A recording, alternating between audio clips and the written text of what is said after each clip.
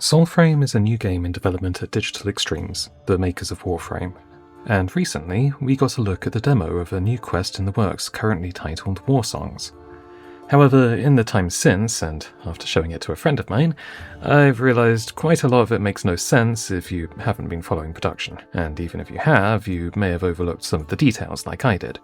So we're going to look over what's going on here and what some of those details are. If you haven't seen the demo yet, I would highly recommend giving it a watch. I've put some links to it somewhere around here. To start, however, we're going to skip the first scene, but we'll get back to it later. It's just a bit easier to explain if we watch the following scenes first. We open with an altered version of the login sequence, notably featuring this big fluffy friend behind the focal player. As they form up with other players, we can see that each is riding a different wolf. All the others are riding each of Orengal's pups that are rescued in her quest, while the focal player rides Orengal herself. This might just be for presentation purposes, to show them more as the main character, but it may end up being a choice we could make. After clearing out this camp, the squad mates all leave, and the player approaches a headless statue with a notably broken sword and a second, less stony sword impaled through its chest. Reaching for the sword, we hear a woman singing, and the player experiences a flashback.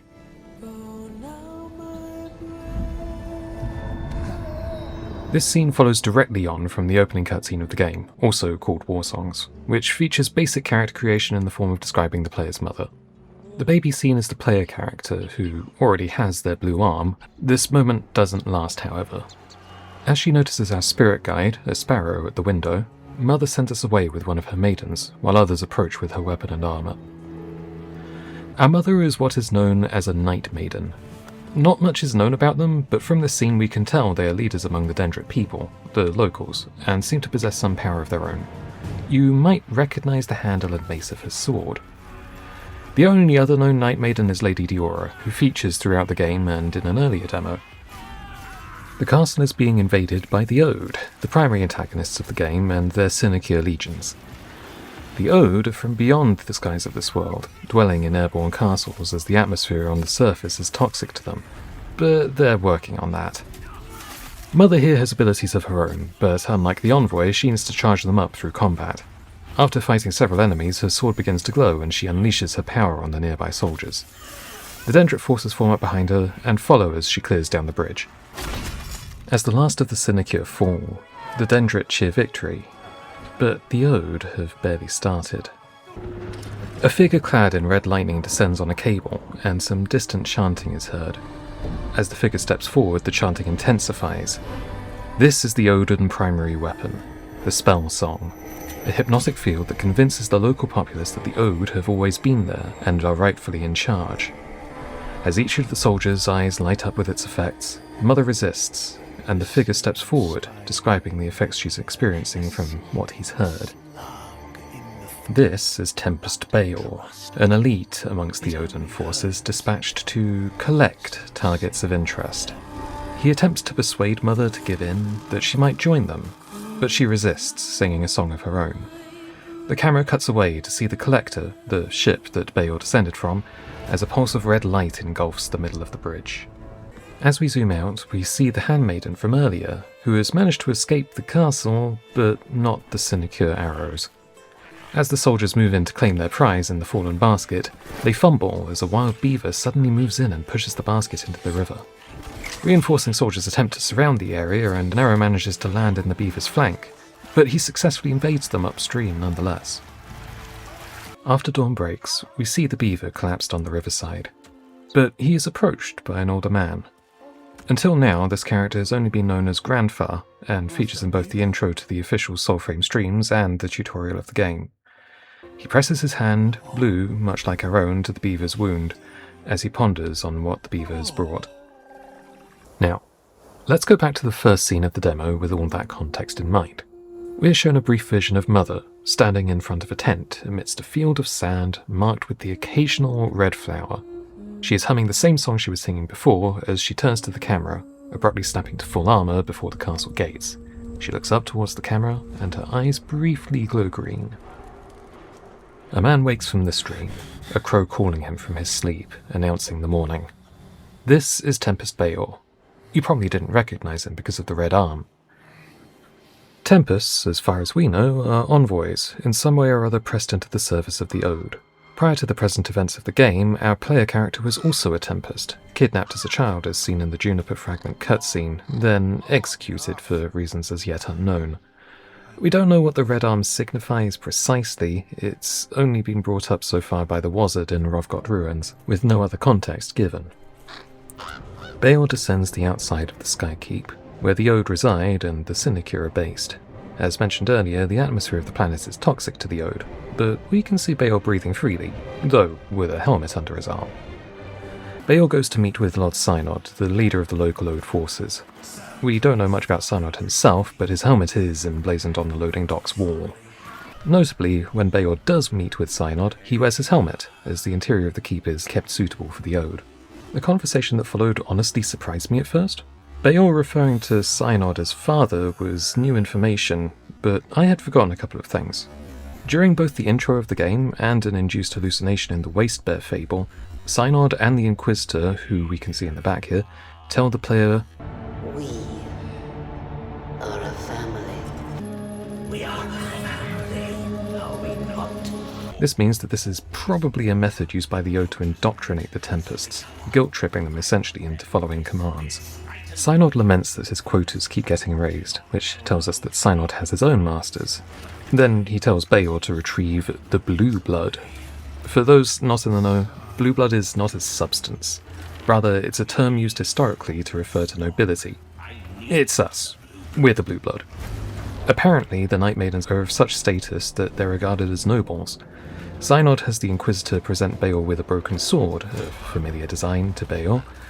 Bayor complains that we wouldn't know what the sword means, having not seen it before, but Synod insists to make use of it nonetheless. So remind them. Back to the present. Bayor has embedded the sword in this statue, and seeing the new shiny, our first instinct is to yank it free.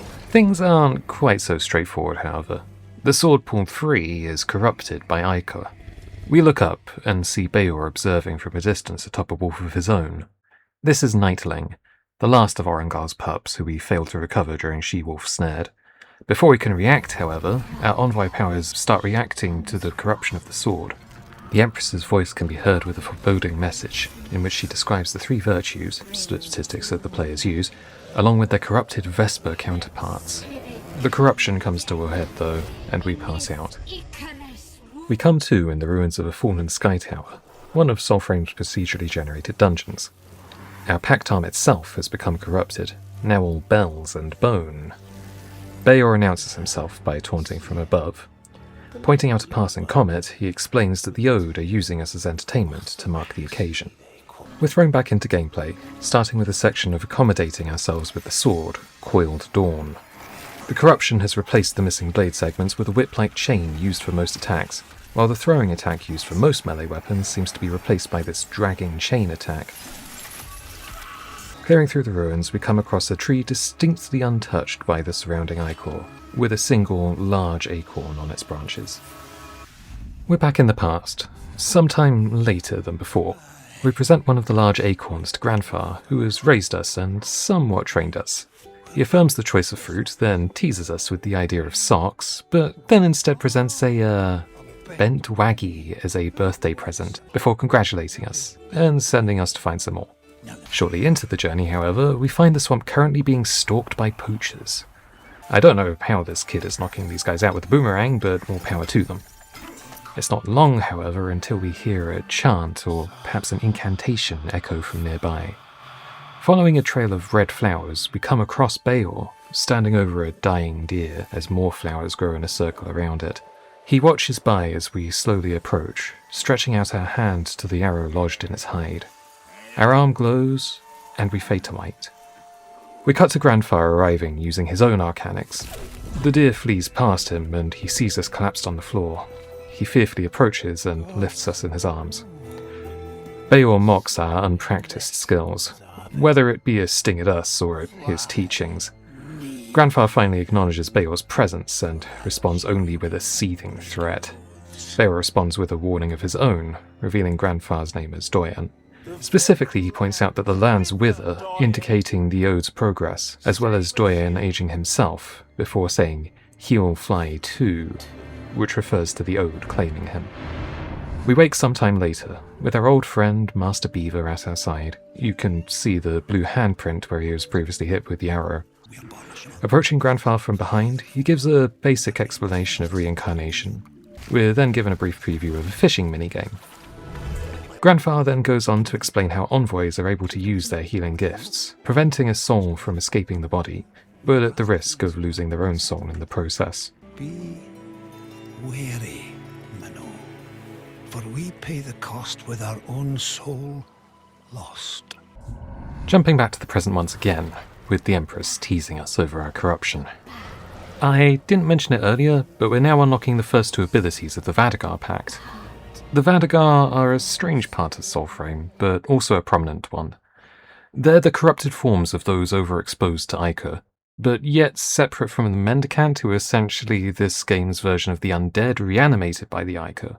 The two abilities unlocked are Volt's Arc, which, because DE loves these things, throws a glaive that bounces between enemies, presumably only if it hits the first, and Zephyra's Tendril, which seems to be a straightforward stun that lifts enemies into the air. Fighting our way out of the Sky Tower, we come across Grandfather's staff, abandoned in the entrance. Approaching it, we're shown a brief vision of him standing before Synod, corrupted by the Vadagar as we are, though it's progressed much further. Whether this is real or some Ichor-induced nightmare is currently unknown. Anyway, we enter the airlock and finally get outside. And when we do, we're met with a couple of surprises. First of all, we're in Stroic, which is in the southwest of the map. In the current version of the game, while there is a Sky Tower in this area, it doesn't have an entrance. Secondly, we're ambushed by the Mendicant Rainbreaker. She also isn't normally in Stroic. This version of her, however, is a lot more talkative, and she seems to have some beef with the Vadagar. Finishing the Rainbreaker, normally you would purify the steed of the corruption. However, instead we're met with a scene of our spirit guide arriving to help, only to be driven away by Bale's spirit guide, Cress, who we saw earlier in the Skykeep.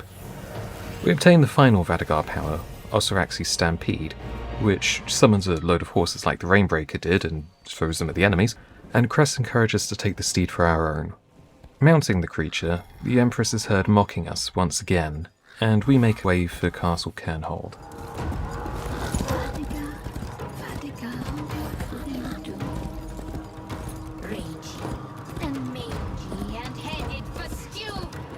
Approaching the castle, we liberate some captured fawns, but instead of the normal cuddle times that would ensue, the deer recoil in fear and flee the Vadagar. Entering the front gate, we find Beor has been waiting for us. He tells us that Grandfather knew what had happened to our mother, but never told us. He follows with another description of the spell song. However, this one is different, more personal, and more pained. Ignoring him, we slam the End of Dawn into the ground, and the battle begins. Some years earlier, another battle begins. Mother resists the keening of the spell song and rises, delivering a blow to Beor's lip. He still bears the scar to this day. Beor retreats, and Mother is forced to put her soldiers down before engaging Beor himself. The Tempest wields powers both unlike and familiar to our own. He's able to deliver strikes from the air, as well as fire charged lightning from his sword. He's also still capable of smiting you during the fight, which I think is a nice detail. Shortly into the fight, we cut back to the present, where Beor now wears his helmet. Maybe he learned something from that scar. As the battle nears its end, we hurl the End of Dawn's chain at Beor, yanking him close and forcing him into a final clash of blades, as we also witness a near-identical clash with Mother. We manage to disarm Beor, sending his sword flying and grapple him close with the sword once again. Mother's doesn't nearly end as well though, as the stress of battle catches up with Dawn, causing it to shatter.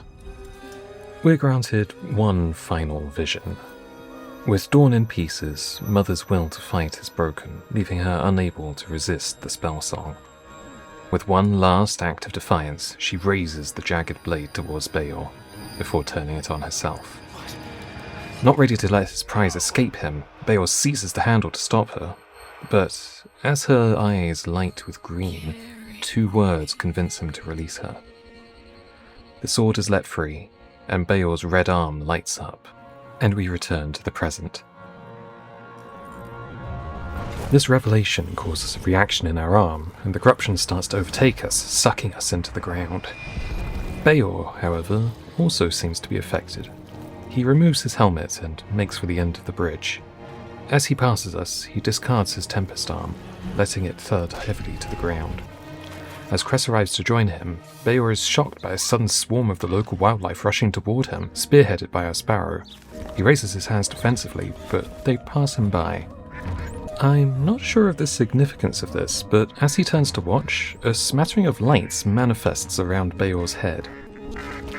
As the sun crests the horizon, the creatures we once saved surround the ichor pool we left behind. The animals attempt to reach us through the ichor, but find themselves unable to reach, before scattering as Orangar herself arrives, reaching into the corruption and pulling our arm free. Spurred on by the memory of a song once sung to us, we manage to pull the rest of our body free, revealing both ourselves and our armor purified of the corruption, as Orangar howls in celebration. Not one to wait around, we notice Beor's fallen pact arm and remove a device from it. As we do, Beor gives a warning. Up in the sky, there is no magic, nor any of the stones we use to resurrect, leaving us alone in the center of O power.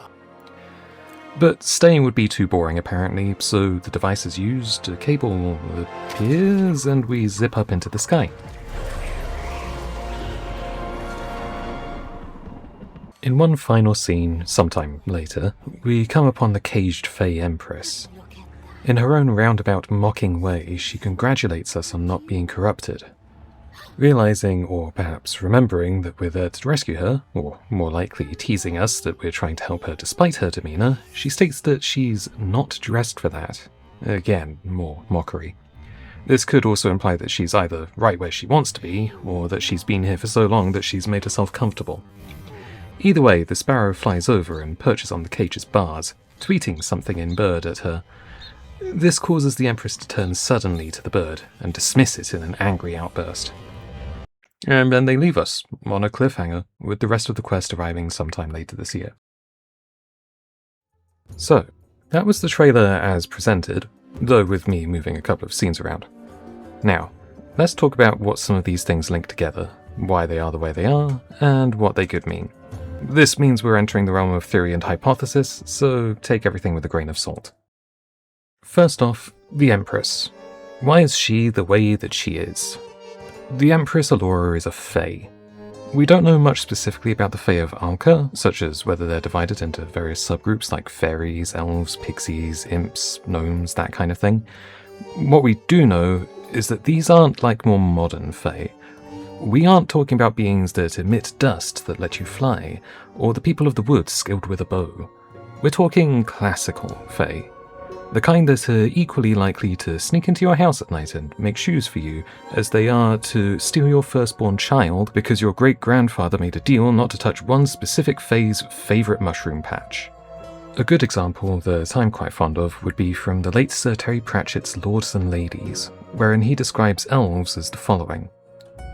Elves are wonderful, for they provoke wonder. Elves are marvellous, for they cause marvels. Elves are fantastic, for they create fantasies. Elves are glamorous, for they project glamour.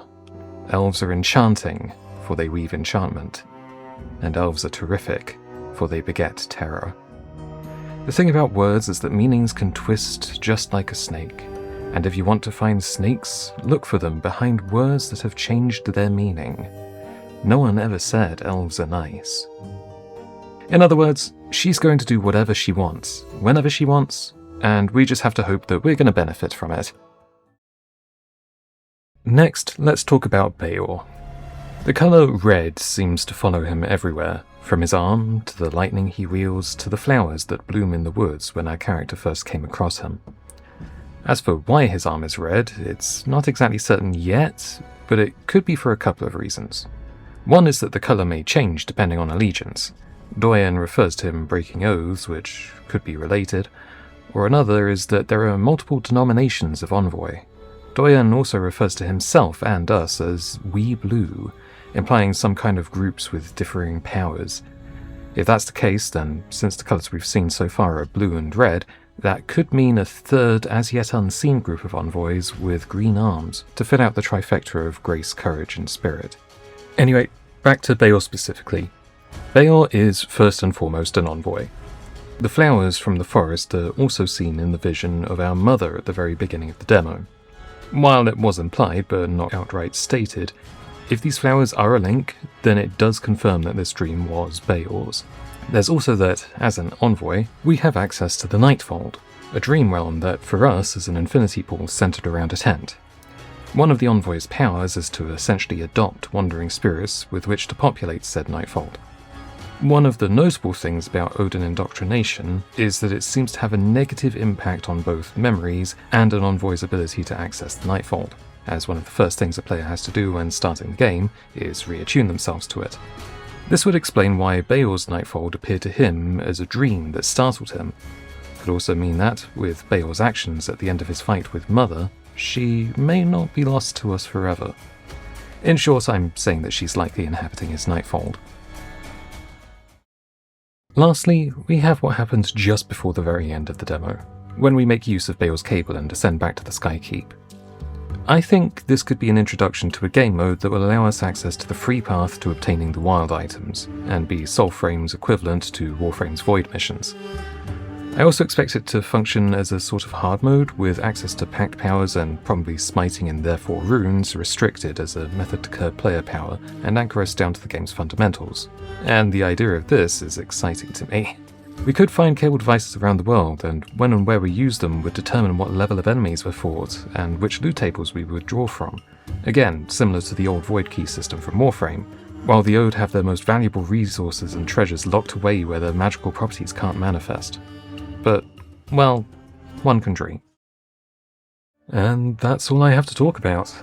This has been my first, and hopefully not last, video on Soulframe. I do look forward to making more, and for anyone who followed me for Elden Ring content, please know that I'm not done there quite yet. If you enjoyed the video and want more, I would appreciate it if you subscribed. And if you think I missed something, or want to discuss something, or just think I'm a raving madman, please leave a comment to tell me about it. Thank you very much for watching this far, and I wish you a good day.